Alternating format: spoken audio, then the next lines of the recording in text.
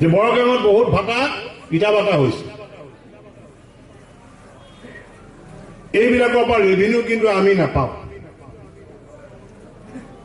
যে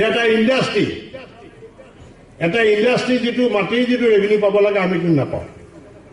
মই তেওঁলোকক ক'বলৈ বিচাৰিছোঁ, যদি পৰা যায়, যদি নিয়মত হয়, সেই ভাটাবিলাকক লৈ পেলাই ইণ্ডাষ্ট্ৰিয়েল ষ্টেট ডিক্লেয়াৰ কৰিব লাগে আৰু তাত আমি ৰেভিনিউ আৰ্নিংটো আমি বঢ়াব লাগে। আমাৰ চৰকাৰক ৰাজহ লাগে। এটা ইণ্ডাষ্ট্ৰী তেওঁলোকে কৰিব, তাত লাখ লাখ কোটি কোটি টকা তেওঁলোকে ইনকাম কৰি থাকিব। তেওঁলোকে অন্ততঃ বছৰেকত মাটিৰ বাবদ তেওঁলোকে 2 লাখ 3 লাখ টকা যাতে তেওঁলোকে ৰেভিনিউ দিয়ে, এই ব্যৱস্থাটো হ'ব লাগে। এই চিন্তাবিলাক কৰিব লাগিব আমি।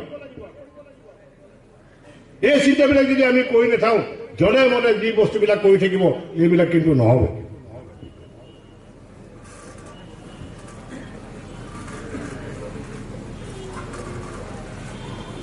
গতিকে মাটিৰ ক্ষেত্ৰত আমি যথেষ্ট সজাগ আছো। আপোনালোকে আমাৰ দিনত লেণ্ড এডভাইচাৰী বৰ্ডৰ যিখন আমাৰ মিটিং হয় তাত চাব, লিষ্টখিনি চালে গম পাব যে আগতে কোন লোকে পাইছিলে, এতিয়া কোন লোকে মাটি পটা পাই আছে।